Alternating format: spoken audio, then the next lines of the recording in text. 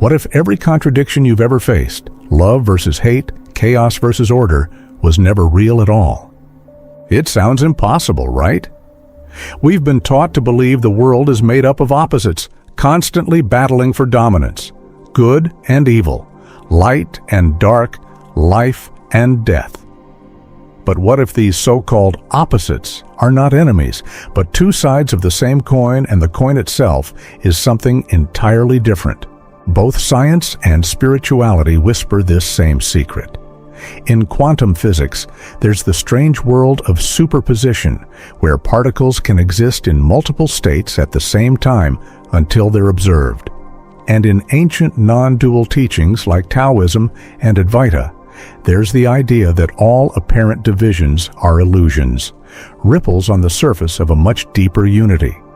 If that's true, then the contradictions that cause us so much conflict inside ourselves and in the world might be nothing more than tricks of limited perception. Like trying to judge the ocean by looking at a single wave. In this video, we'll explore why contradiction is not an absolute truth, but a product of how our minds are wired. And more importantly, how seeing beyond it can transform how you understand conflict, suffering, and even your purpose in life. Because once you realize that opposites aren't truly opposed, the way you experience reality will never be the same. The human mind is a pattern recognition machine. From the moment we're born, it's constantly sorting the world into categories: safe or dangerous, friend or foe, pleasure or pain. This wasn't just a quirk of evolution, it was a survival necessity. Our ancestors couldn't afford to hesitate when deciding if a rustle in the bushes meant harmless breeze or predator about to pounce. This binary way of seeing either or became deeply embedded in our thinking. Over time, it shaped not only how we survive, but how we interpret everything: relationships, emotions, even the meaning of life.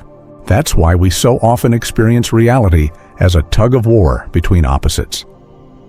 We frame love and hate as enemies, forgetting that they're both intense forms of emotional energy, both deeply tied to what we value most. We see chaos and order as incompatible, even though each depends on the other. Without chaos, there is no growth. Without order, there is no stability. Take light and darkness. We imagine them locked in eternal battle, but in truth, darkness is not a force fighting light. It's simply the absence of it. You cannot understand one without the other. They are defined by their relationship. The same is true for life and death. Death makes life precious, and life makes death meaningful. The yin-yang symbol from Chinese philosophy captures this perfectly. It shows two swirling halves, one dark and one light, each containing a small seed of the other. This isn't just artistic, it's a profound reminder that opposites are not absolute. They exist in relation, shaping and sustaining each other. Without that interplay, neither side could exist. But here's the catch. Our everyday thinking doesn't easily allow for this interdependence. We live in a three-dimensional, linear framework of time where events seem to follow a strict cause and effect chain. This perspective forces us to choose a side in every equation, good or bad, success or failure, right or wrong. The mind wants certainty, and certainty often demands a winner and a loser. In reality, contradiction is more like a mirage created by this limited vantage point.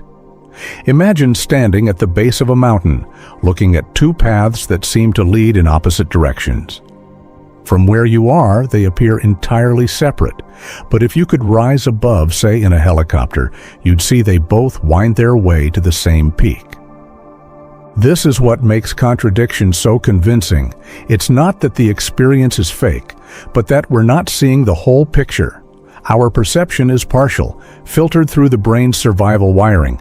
That wiring tells us, choose this or that. Yet beyond that mental filter, reality may not be split at all. When we start to see contradiction as a lens rather than a truth, we gain the freedom to explore what lies beyond it. And in that space, the very idea of opposite begins to dissolve. not into nothingness, but into a richer, more unified understanding of life. If contradiction in human perception is like two mountain paths that seem opposed from the ground but converge at the summit, quantum physics takes that metaphor and turns it on its head. In the quantum world, the paths aren't just converging.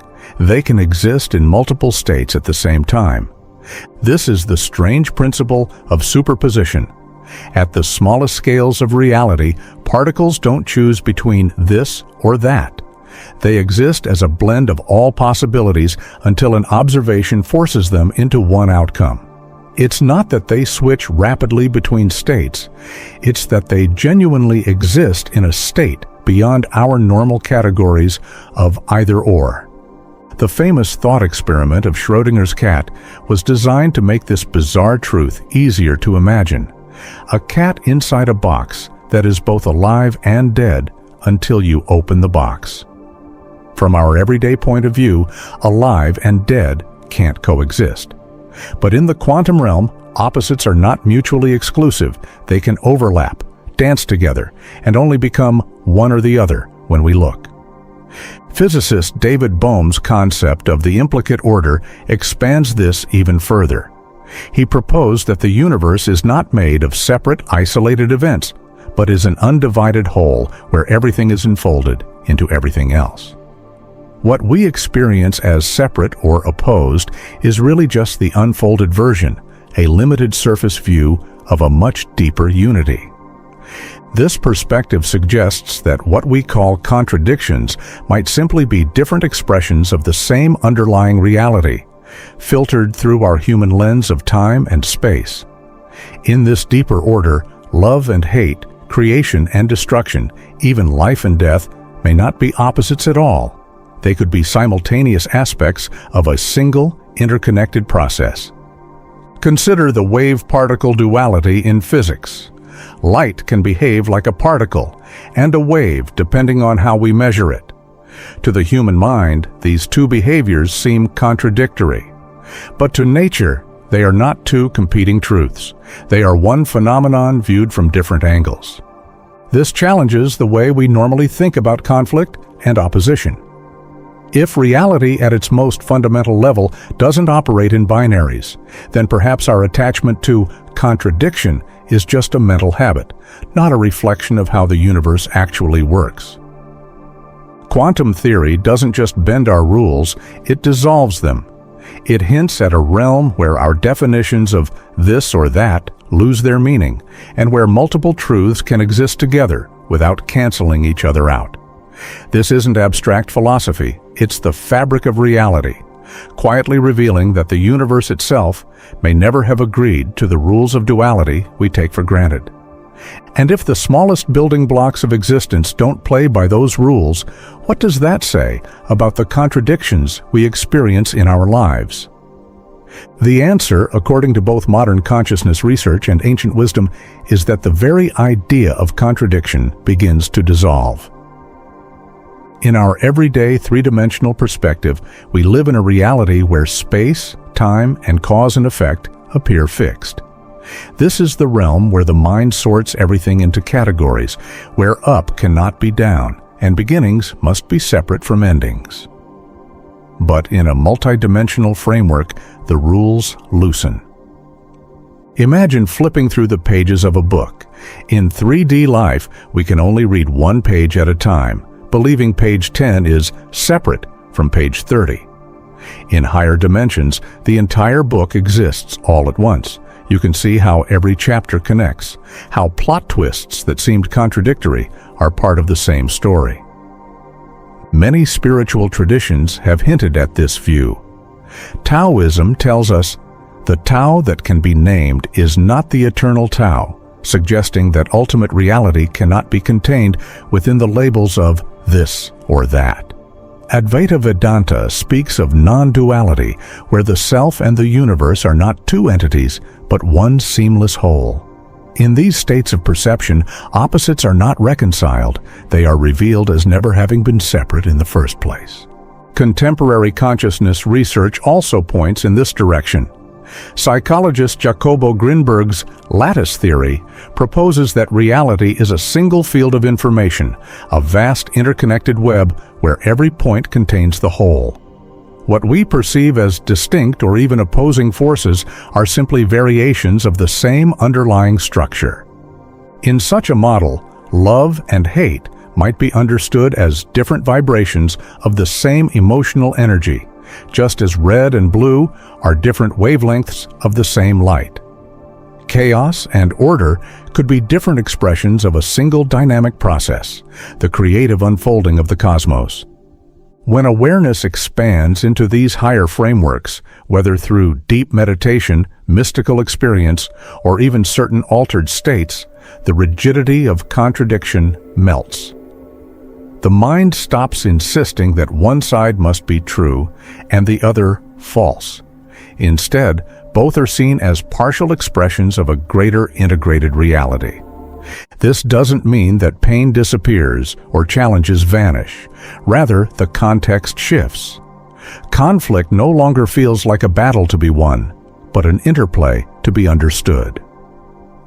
The higher the vantage point, the more clearly you see that what appeared as tension at one level is harmony at another. And this is where the spiritual path often leads, to the realization that life is not about choosing between opposites, but about perceiving the unity from which those opposites arise. Now, if higher perspectives dissolve contradiction into unity, then why do spiritual teachings so often present us with paradoxes?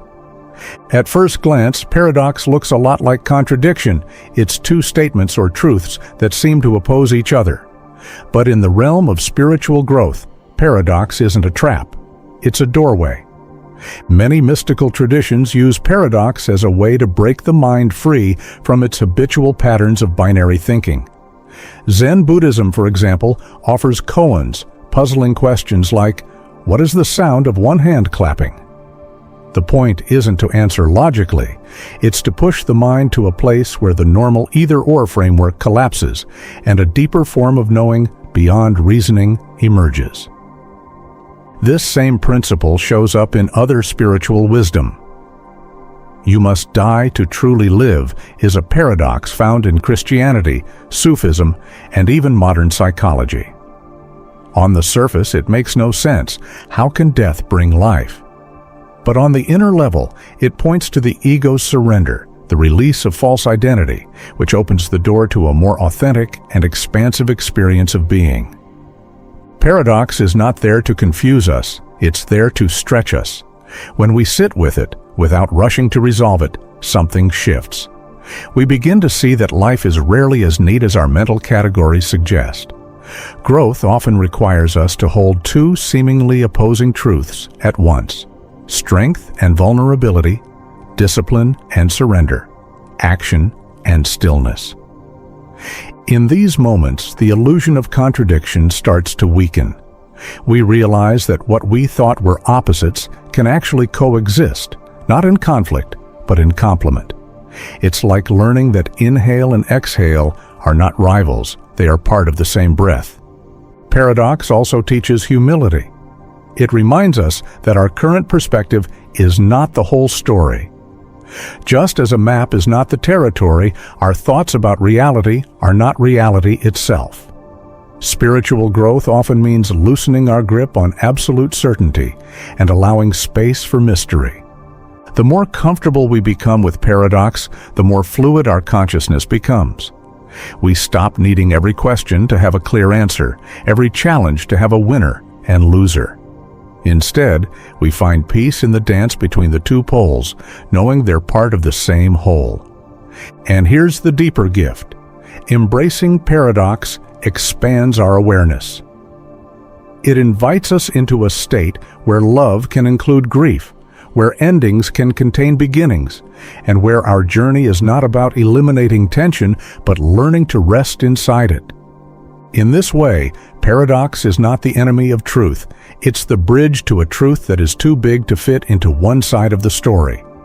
Know this: if paradox in spiritual growth can open the mind, contradiction in everyday life often does the opposite. It narrows us. And more often than not, These contradictions are not handed to us by the universe. We create them ourselves. The ego, our sense of individual identity, is built to protect and define us. But it has one major flaw. It thrives on certainty. It wants a clear story where every event, feeling, or choice falls neatly into place. This need for clarity often forces us into mental either-or positions that create unnecessary inner conflict. For example, think about the gap between should and is. The ego constantly measures life against its own blueprint. I should be happier by now.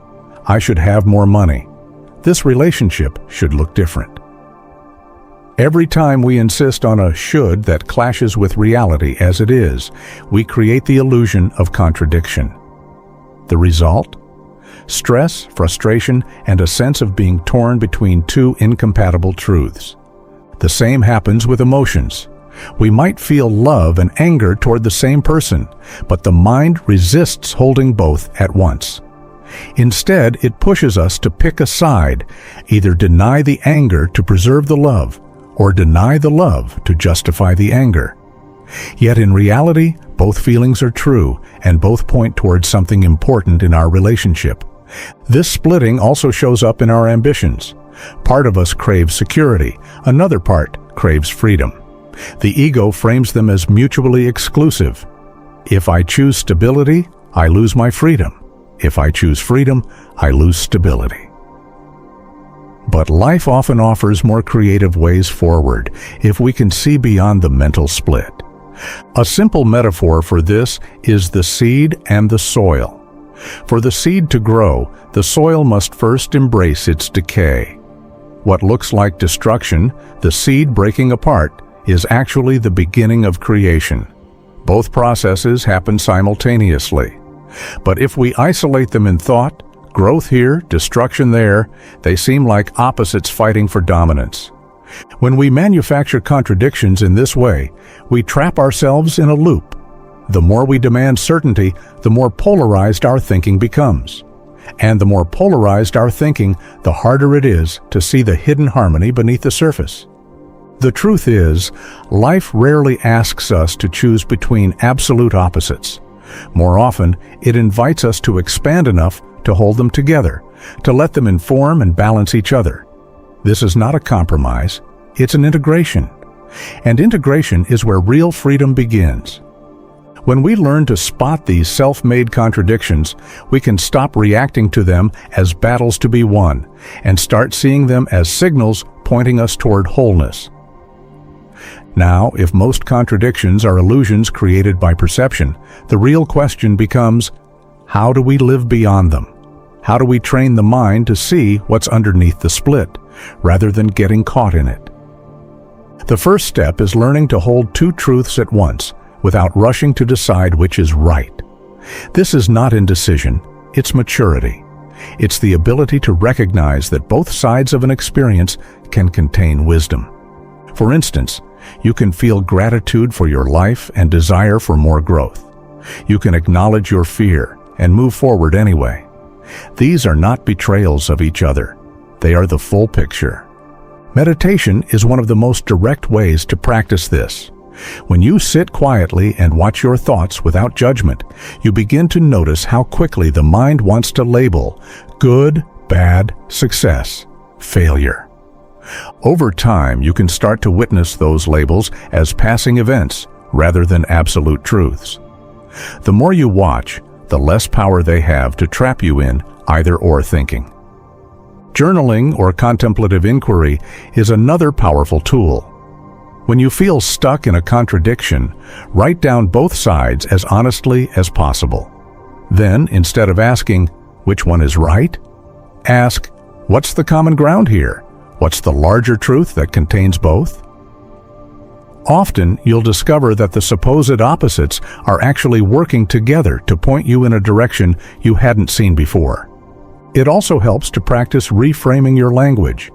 Instead of saying, I'm torn between rest and productivity, you might say, I'm exploring how rest fuels productivity. This shifts the mental frame from conflict to relationship, allowing the two sides to coexist in your awareness. Living beyond contradiction doesn't mean pretending opposites don't exist.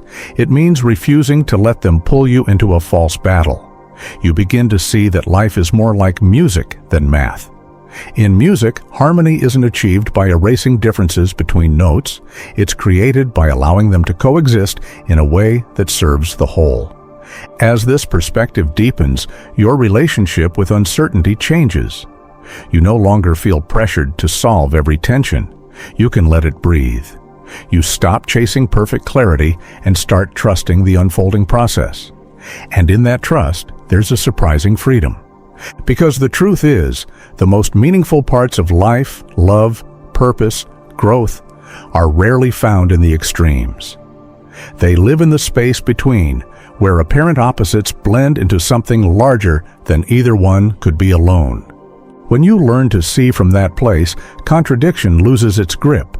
You begin to live not in opposition, but in integration, and that changes everything. So let's return to the question we began with. What if every contradiction you've ever faced was never real at all? We've seen how the mind's survival wiring creates the illusion of opposites, how quantum physics and ancient wisdom both hint at a deeper unity, and how living beyond contradiction is less about choosing sides and more about expanding into integration. When you realize that love versus hate, chaos versus order, or life versus death are not battles to win but currents in the same ocean, your relationship with reality changes. You stop chasing the impossible goal of erasing tension and start listening to what it's trying to teach you.